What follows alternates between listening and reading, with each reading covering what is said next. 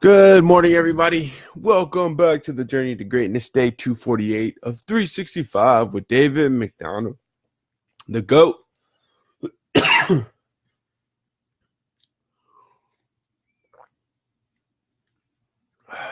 Happy Tuesday.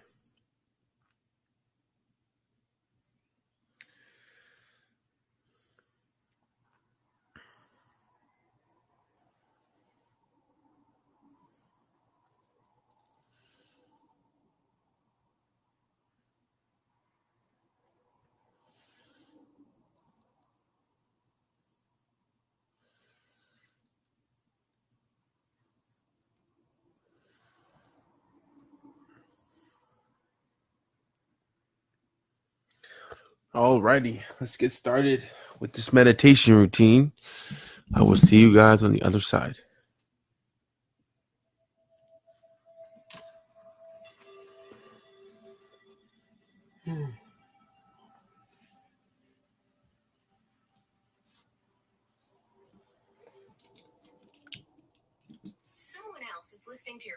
Malcolm, good morning. Good morning. Miss Miner, good morning. Liz, good morning.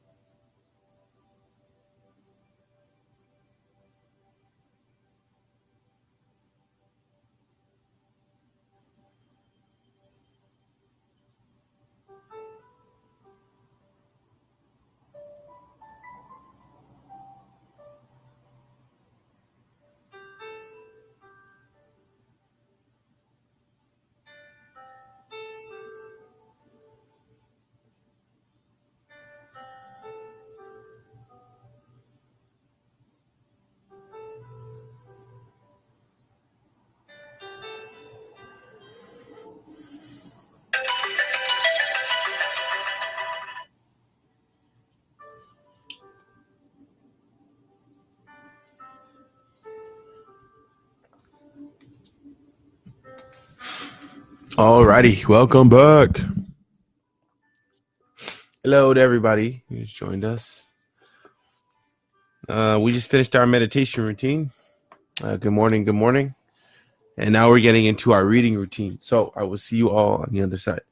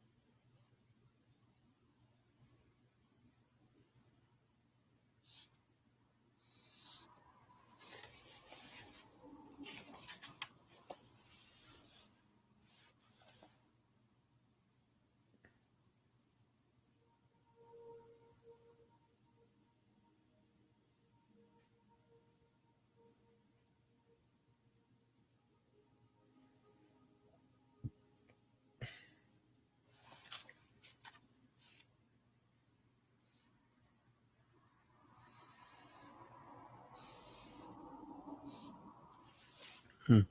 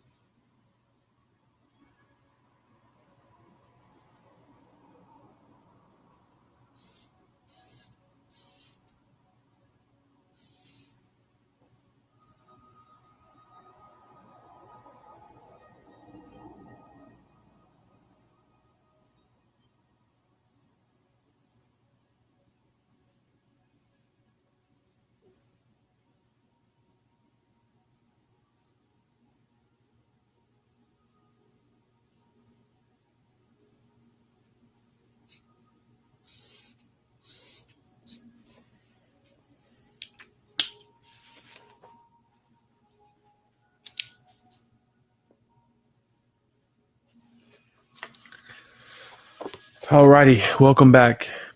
So we just finished our reading routine, and now we're getting into our journaling routine. So in our journaling routine, I usually like to start off by writing about what I'm most grateful for. And in the morning, that is for waking up and being in perfect mental, spiritual, and physical health.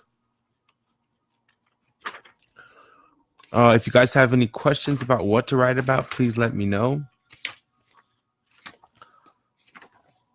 And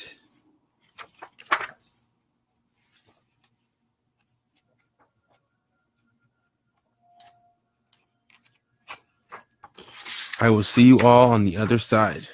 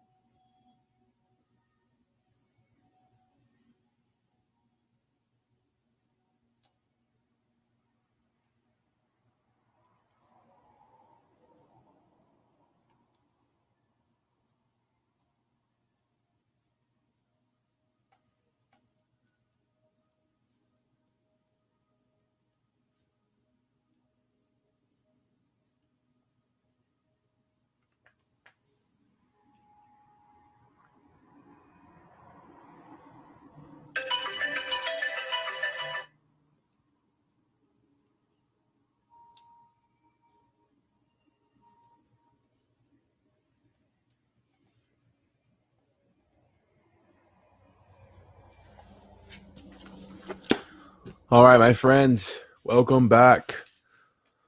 Man, I love it. It's wonderful. So the mansion went back on the market. This is the $3 million monster up in Everett, and um, we were under contract, and then the buyers decided otherwise after we got under contract. Pretty much like a week later.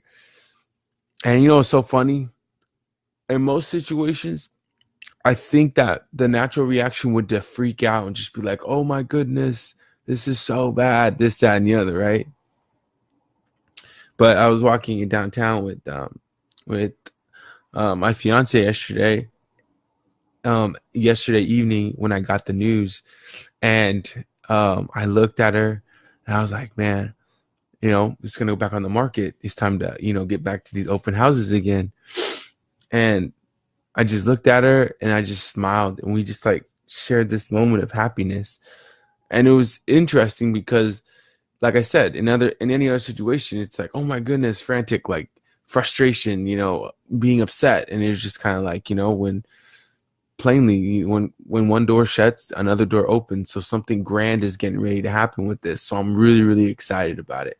Actually, which is kind of weird because, obviously I want it to close so that my seller can be happy, and my seller can, enjoy the fruits of his labor to a very large capacity. But, just understanding that, first off is patience. You have to be patient.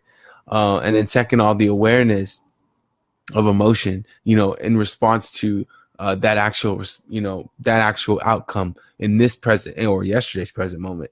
Today is a new moment. The very moment that I realized the next second was relevant, pretty much that experience no longer existed. So I don't know. It was a pretty cool thing to experience yesterday. So when one door closes, another door opens. Never forget that, and never be in doubt as it comes to that. So we're in the chapter of the discovery of inner space. So figuring out how to create space so that you can transcend above your consciousness. I went out and hung out, visited a couple friends on Saturday, and I can tell you, was it Saturday? Yeah. Was it Saturday? Man, drinking and doing those things is not, it's cool and everything, but I think it's overrated now. I might have said that yesterday. I think it's very overrated now. And geez, talking about falling below level of consciousness, like, yeah, when you perform, extracurricular activities of drinking and doing other things potentially, you definitely fall below a level of consciousness altogether, and you perform from an unconscious level, no question. That just reminded me of the inner space because it took me like 2 days just to recover, like 2 days to like feel like my body is like cleansed again. And I'm just like, dude, like you're literally drinking poison. It was fun and enjoyable, of course, all the experiences are awesome, but at the same time, it's like, who is the experiencer, which ironically is actually the name of this next section of the chapter. Okay. So every experience has 3 possible ingredients: sense perceptions, thoughts, and mental images and emotions. Jane Smith, senior accountant, 45 years old, mother of 2, divorced, American. These are all thoughts, and therefore part of what you experience the moment you think these thoughts. They and whatever else you can say and think about yourself are objects, not the subject. They are experience, not the experiencer. So what we want to do here is this part of the chapter of discovering inner peace is going to help us create awareness of who is actually experiencing. Okay, so and why is that important and why is that relevant? Well, because as people, we want to be the experiencer and the observer of our thoughts. Because when we take that position, we are no longer falling to our thoughts or our emotional states or anything to that decree. Any level of unconsciousness, we're superseding it. And so therefore the confidence issues, the trust issues, the loyalty issues, the things that we perceive as quote unquote issues, or the feelings, we are able to observe them how they come. Like I said, always we part to see with our level of consciousness and enlightenment. We part to say it's not bad, it's not good. We just are. We just be.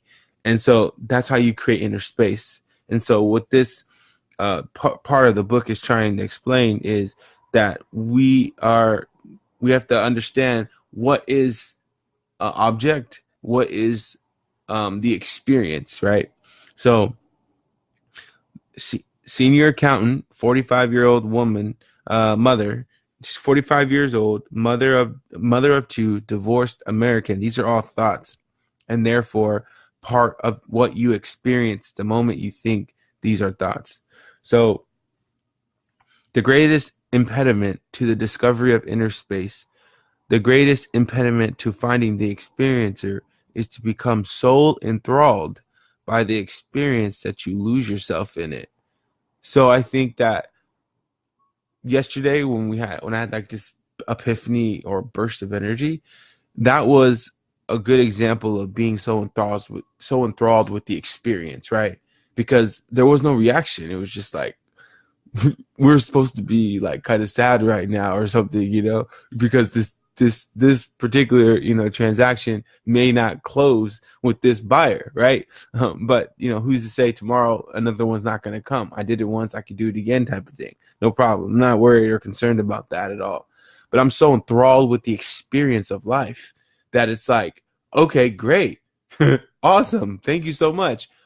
I can't wait for the next buyer to come, and he's or she has arrived already, and I see them in my mental eye. So I'm so enthralled with the experience. I feel like that was a really great identification of inner space, and I was able to share it with my wife, so that was cool too.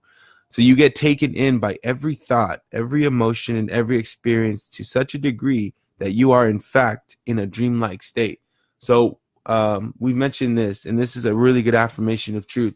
I say that a lot of the time in my daily life, like I'm up here in the clouds in an imaginative space, and I only come down, or I only come to the reality of situations when I'm working with someone, or if I'm working with someone who's maybe operating on a different level of consciousness, maybe just a sensory level of consciousness rather than imaginative, spiritual, enlightened level of consciousness. Not to indicate that me going up here is being higher than the person who's over here. So pretty much we could go maybe horizontally. So instead of being on the physical, we're on a spiritual level of consciousness, and you are literally enjoying the experience of just being. Now, this can get a little bit heavy, because when you start paying attention intensely to the way you feel on a daily basis, remember, you have so many moving components within your body or within your makeup. You have your ego, you have emotion, you have past experience, you have physical senses, and you have spirituality.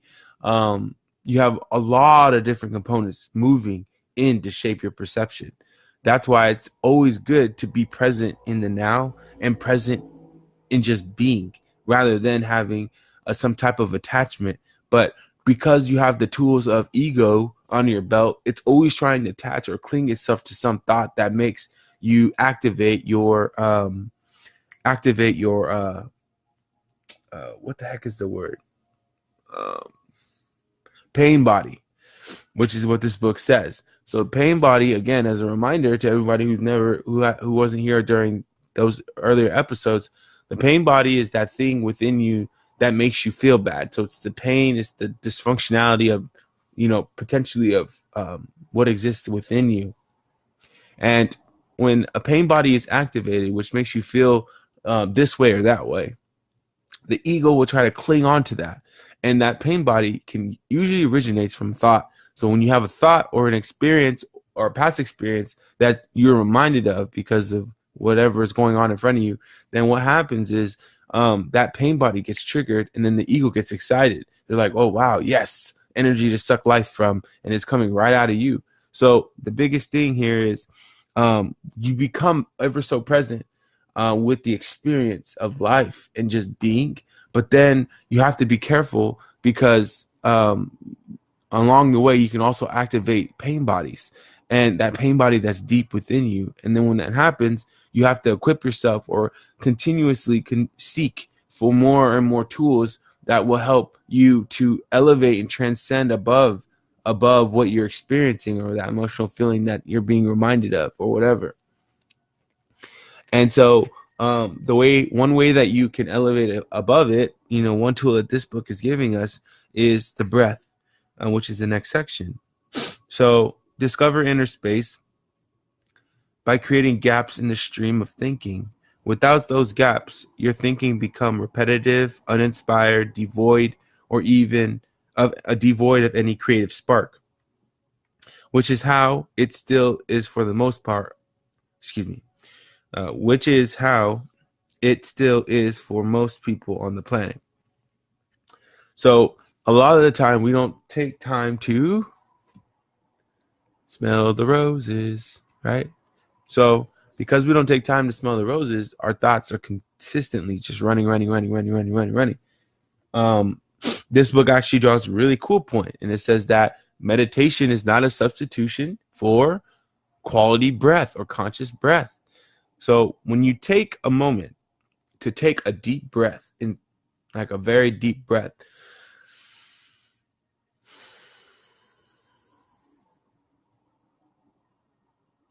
and you visualize the air going in through your nose, going down through your body, down to your toes, wrapping up around and coming back up and then out of your nose again, it immediately stops this damn brilliance that you have up in this place up here. It stops all of it because you're focusing on the act of breathing. And so when you do that, the train and the freaking conveyor belt of thoughts is constantly running. It's constantly running. And, for anybody who was here for the TV edition of our show, or that when we were talking about how TV has a sensory, heightened sensory impact on us, we're constantly thinking and we're constantly bombarded by all these messages. I mean, everywhere, right? In our phones, on TV, wherever. And so our thoughts move on a similar pattern. And so to take a deep breath, pay attention to the thinking, pay attention to how the air is leaving and entering your body, brings us a break in thought, which allows us, so like alcohol takes us below consciousness, right? So we're in an unconscious state. So when we're in that unconscious state, when we're consuming alcohol, or and for some people's cases, they're consuming drugs, or anything else that's more like a sedative, it's taking you away out of your thoughts. You feel free, you feel great, you feel wondrous, right? And the reason why you feel that way is because you're getting away from your mental thought a lot of the time. Like you're coming below that level of consciousness, so you don't have to believe, or you're going deep as above it. Because when we rise above it, we're coming into a more conscious state, right? So at that moment, we can be more powerful and aware of who we are, how we're impacting people, how we're loving on people, how we're loving ourselves, right? So more important than their length is to bring them in frequently, so that your daily activities and your stream of thinking become interspersed with space. So one way to positively get through your day, right, is a lot of stuff. And I explained this to a client yesterday. I went and talked to one of my potential buyers, because she was interviewing like another agent, and I was explaining the buying experience. And I said, she's like, oh my gosh, I heard all these stories about buying this, that, and the other. And I said, yeah. I was like, but you know what I do when I'm in the process of helping a client buy a house or a condo? Everything is happening and everyone is moving at a rapid pace, right? Chaos is everywhere. Your emotions are flying high. This person's emotions are flying high.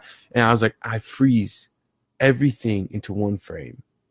And then when I freeze everything into one frame, we take a breath, we realize what's going on, and I say, okay, in order to get this, you have option A or you have option B. Which one do you want to do? Yes or no? Right? And then putting it so plainly, it's the same exact way that we have to freeze ourselves, right? So boom, boom, boom, boom, boom, boom, boom. Action, action, action, action, experience, experience, experience, people, people, people, anger, happiness. All these things are happening all throughout the day. And sometimes we are oblivious to it, completely oblivious to it, because we're not conscious or aware that it's happening to us. So when you start becoming aware and start coming, you're like, oh my gosh, my senses are overloaded. Then you have to freeze the frame, step outside the frame, move it over here, and say, okay, all these things are going out. Now you become the observer. You become the experiencer. And now you're looking at what's going on, and you say, okay, I don't like this. I do like this. The outcome for this is, the reality is telling me that the outcome is this, and I'm looking at it from a third person's perspective. That's not the reality for me. My reality is going to be for it to end like this, and then you could change it. And then boom, you come back, all of this comes through, and now it's continuously moving. But again, we're separating water, like we're walking on water, and everything is just like moving around us. And so we're not caught up in this whirlwind where we're going crazy. It's like, no, everything is moving around us, is circulating around us, and there's like a protective orb layer around us. And so how do you get to that point? That's, again, coming into a heightened sense of awareness and consciousness. So break your thought stream with throughout the day by just taking a deep breath, taking one deep breath, taking two deep breaths, taking three deep breaths. When I realize like somebody's giving me like excruciating amount of attitude, like if I'm out somewhere and they're just having a bad day, I take two really big deep breaths, because it helps. It really does. Be aware of your breathing as often as you are able, whenever you remember. So the more you do it, the more you are aware, and the more you take deep breaths, the more that you will it'll become a part of your daily ritual. So just like how we brainwash ourselves, or we're shaping our auto selection funnel. And then for everybody who doesn't know what the auto selection funnel auto selection funnel is, when you feed yourself with so much positive material and love, you come to a state of love and trusting yourself so abundantly that you are able to then extend that love and abundance to other people. When people, throw you crap right through the funnel, boom, it comes to you, right? And the way you interpret it could be one of two ways, negative or positive. But because you've been working on your auto selection funnel, you've only focused on having positive responses. So then when it comes in as negative sludge, boom, it pops out as like daisies or flowers, right? And the way you interpret it is a counterbalance to the energy that is being, offered.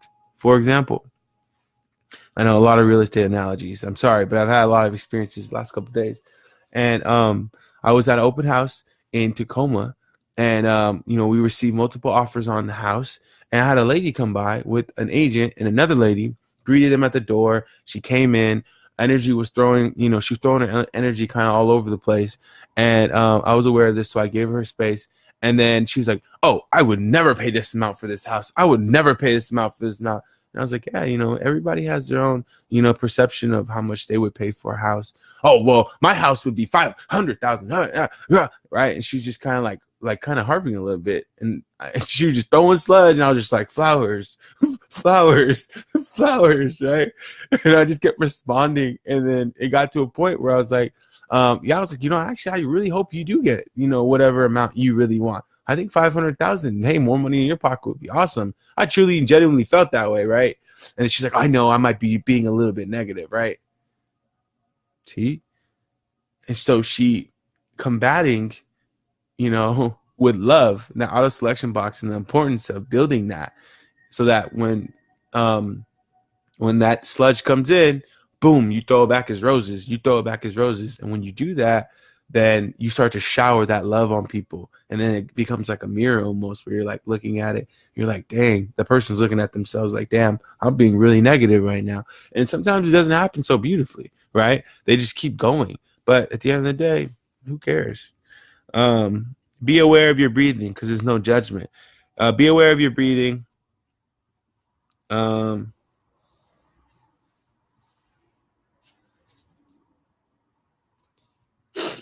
be aware of your breathing. Notice the sensation of the breath, feeling the air moving in and out of your body. Notice how the chest and abdomen expand and contract slightly with the in and out breath. One conscious breath is enough to make some space where before there was uninterrupted succession of thought after another. One conscious breath, 2 or 3 would be even better. Taken many times a day is an excellent way of bringing space and presence into your life. Many people's breaths is unnaturally shallow. The the more you are aware of the breath, the more its natural depth will reestablish itself. Because breath has no form as such, it has since ancient times been equated with spirit, the formless one of life. God formed man of dust from the ground and breathed into his nostrils the breath of life, and the man became a living creature. The German word, which everybody out there, I am half German, which is awesome. The German word is Atmen, is derived, I have no idea if I said that correctly. Is derived from the ancient Indian Sanskrit word Atman, meaning the inner dwelling divine spirit or God within. So formal meditation is no substitute for bringing space consciousness into everyday life. Being aware of your breath forces you into the present moment, the key to all inner transformation. Whenever you are conscious of the breath, you are absolutely present. Conscious breathing stops your mind, but far from being in a trance of half sleep, you are fully awake and highly alert. You are not falling below thinking, but rising above it. And if you look more closely, you will find that those two things, coming fully into the present moment and ceasing thinking without loss of consciousness, are actually one and the same, the arising of space consciousness. So in other words, we can meditate, absolutely. That's fantastic. It's going to bring a lot of awareness to what's going on around us, what we wish to manifest, this, that, and the other. But what the book is suggesting is that to some capacity, we're at a lower level of consciousness, of being aware. So to just take a few breaths, that might even be it might even give us a heightened sense of consciousness. It's going to be different for different people, right? But just to take a breath can give us a higher level of consciousness. And so what the book is suggesting is don't overlook the small things. The small things like a breath can bring you so much peace, break the magnificent thoughts or train of thoughts that you have on a daily or not so magnificent, and create that space for inner consciousness. Addictions, which is the next and final section of today's journey. A long-standing compulsive behavior pattern may be called an addiction, and an addiction lives inside you as a quasi-entity or super personality, an energy field that periodically takes you over completely. It even takes over your mind, the voice in your head, also known as the drunken monkey, which then becomes the voice of addiction. It may be saying, you've had a rough day, you deserve a treat. Why deny yourself the only pleasure that is left in your life? A drink or a cigarette or something. I think that's funny. Not funny to be addicted, but the way that he said that. Why deny yourself the only pleasure that is left in your life? And so if you are identified with the internal voice due to lack of awareness, you find yourself walking to the fridge and reaching for a rich chocolate cake. At other times, the addiction may bypass the thinking mind completely, and you suddenly find yourself puffing a cigarette or holding a drink. How did that get into my hand? Taking the cigarette out of the packet and lighting it, or pouring yourself a drink were actions performed in complete unconsciousness. How powerful would that be? Holy smokes. Okay, you go to this, so you have a long day, right? And your level of consciousness is at a level where, or your level of unconsciousness is so heightened that you go to the refrigerator, don't even realize what you're doing. And you instantly look at yourself, you're like, wait, how did that drink get in my hand? But you're awake. Like, knock, knock, who's home? Hi, everybody. Awareness is here to kick you in the mouth. Like, it's real, though. Like, it's really real. And I know people who have had drug and alcohol, addictions, and have superseded above it and past it now. But addictions are truly real. And for the greater sake of humanity, I pray and I wish that with my life journey and my life purpose that I am able to help as many people as I can come into any level of consciousness that will help break any addiction, right? So when you notice the compulsive need arising in you, and through the words of this author, this is how you do it: breaking addiction, right here. When you notice the compulsive need arising in you, stop and take 3 conscious breaths. This generates awareness. So you have the urge to want to do something. You take 3 conscious breaths. This generates an awareness within you. Like, okay, you're really about to do this right now. Then for a few minutes, be aware of the compulsive urge itself as an energy field inside of you. Consciously feel that need to physically or mentally ingest or consume a certain substance, or the desire to act out of some compulsive behavior. Then take a few more conscious breaths. After that, you may find the compulsive urge has disappeared for the time being, or you may find that it still overpowers you and you cannot help but indulge in it or act out again. Don't make it into a problem. Your addiction is not a problem. If you attach a meaning to it, you give it life. Make the addiction part of your awareness practice in the way described above.